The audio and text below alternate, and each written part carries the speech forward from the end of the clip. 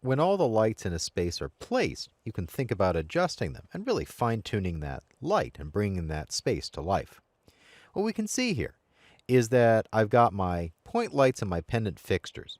And when I drop down through the window, actually, into the stairs, I've got other spotlights in the pendants, or rather the cans, on that first floor lobby. It is a little bit dark, and I do need to build this scene. But what we can also see, even just right here with those lights marked as static in real time, is that I've got some very, very dark areas. So this is going to need some sprucing up and lighting, but having all the lights in is key first. What I'll do is to scroll down and pick my canned spots because these are all the main lights in this scene. With all these selected, I'll scroll up the Details panel and take a look at their intensity. What we can see here when we fly out this tooltip is that if we're dealing an inverse square fall off, we're in lumens. If this is off, it's just a multiplier. And here's really the difference. Before we start to deal in the intensity, we need to consider how does a light bounce around that space. What we can see here also is I have an indirect lighting intensity, casting shadows and affecting world on this light. What I'm going to do is to take all of these spots and boost up their indirect lighting intensity a little bit, maybe 1.2, to just give me a little bit of extra bounce in here so it's a nice bright luminous space. Then I'll scroll down, rolling up IES profiles and light mass, and opening up the advanced section. Here's our inverse square fall off. And what we can see here, when I pull this section open a little bit, is that with that off, I get a much brighter scene, much more happy and luminous. With it on and the lights behaving as true lights, I definitely need to come back up and start putting some extra zeros into that intensity. The difference is pretty straightforward. Do we want to let the light really flow through the space or have a darker, moodier space in here? We definitely need to build the lighting to see, but it's worth noticing that and planning out the lighting in advance. Because this is a bright, clean, modern space, I'd like to have, in this case, those lights not use the inverse square fall off and be bigger and brighter and softer throughout. So what I'll do is make sure I've got all those can lights selected and turn off that inverse square fall off. Again, pulling up that details panel and turning that off. And now my scene is, well, nuclear fission bright. Now I'll take that intensity way down. I'll try in maybe 900 and see what I get. What we can see here is with that off, my scene gets very bright, and I do need to build this lighting to check it out. It is nice though. We really start to get a good idea of how this is going to behave, even in non-baked lighting. But I'll drop down under Build and build the lighting only.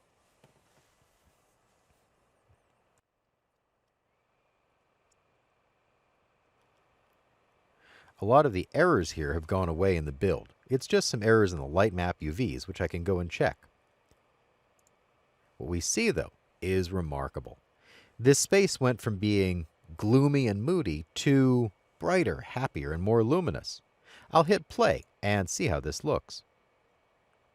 This is much better. It's a little bit warm on the back wall, but when we look up, we've got nice brushed steel surface mount can lights, good white ceilings going on with their crisp details showing, bright warm stairs and rich shadows underneath, and a nice wall wash here at the end.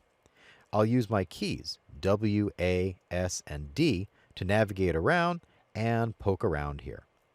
Now I've got some blue coming in from that sun, which I haven't adjusted. And that shimmering door there is because I'm seeing my static placeholder interior doors overlapping with those two blueprints for those doors. At the moment, I'm not overly worried.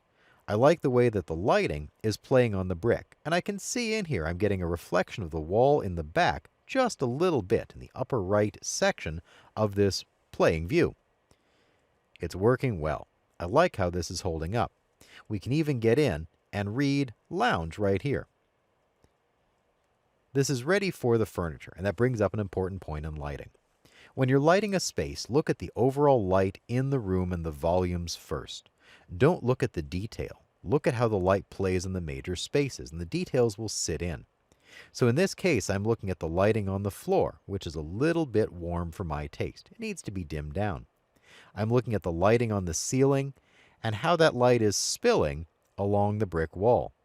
I'm not really looking at the detail lighting right here on the railings yet. And obviously, we have a slot ready for a front desk, which is not installed yet. Overall, though, this is really starting to work, and it needs a little bit more adjustment, but I like how this is happening. I'll go upstairs, because those have colliders, and check it out. This is working nicely. What we can see here, aside from some minor shadow artifacts, is I've got a good warmth on that brick wall. And when I get in close, the brick shows well, and I can really read those steel details here on that second floor. I've got a C-channel with an angle above it to catch the floor decking. This is a favorite detail of mine because we get good shadow lines on it. Upstairs, I do need some other lights in here because those pendant fixtures aren't really lighting up the whole space. However, the downstairs lobby, the main focus of this visualization, is holding up very well. I'll hit Escape and adjust them further. When you're dealing in lighting, remember that there's going to be a lot of back and forth. You're going to pick the lights, adjust them, pick them, adjust them, build them, pick them, adjust them, and so forth. We also want to make sure that we go through periodically into our reflections and update the captures, and that changes the look of things. When I do this, updating those captures, which actually catches all of them at once, we can see a definite change in the reflection in the scene on those materials. If you'd like to see those blueprints without that shimmering door, you can go in and turn off the interior doors. Here's our door's interior, and I'll turn it off and build this lighting one more time, but I'll probably take down the intensity on those can spots a little bit more. I'll pick them all at once and take their intensity down to, let's try 800. It's really a matter of scale here. If you're dealing in the intensity as an arbitrary multiplier, you'll be dealing in several hundreds. If you're trying to crank up value in lumens to really brighten up a space using the inverse square falloff, you may deal in thousands, and so how much you increase or decrease may vary. What I also like to do on these is to give it a little bit of warmth, and I'll click on the light color, and in here, in our color picker, we can see it's a straight neutral white at the moment. I'll pull the center of this wheel just into the warm range a little bit. So there's a little bit of warmth in that light. That's plenty. I'll click OK, and now we have a little bit of warmth going on to counter that blue bounce, and I'll build it one more time.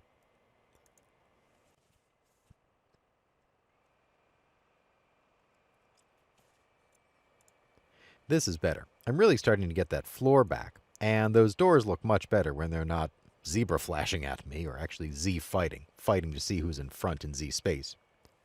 My lights look good, and I've got good wall washes here without blowing out anything. There is a default glow going on, which actually shows fairly nicely. My reflections are holding up well, and there's that gaping hole where a door is missing. But over here, we really get the feel of this space. It's working well. I'm getting my materials, my materiality, the way this space presents, really under control. I'll play it and see what I get. This is really coming to life. I could take this to somebody and say, come run around the lobby, we're ready for the furniture. Obviously, those doors need to really be taken out as part of the build versus just turned off. But I'm really getting the feel of this space in here. It's really holding up well and presenting the feel of it quickly.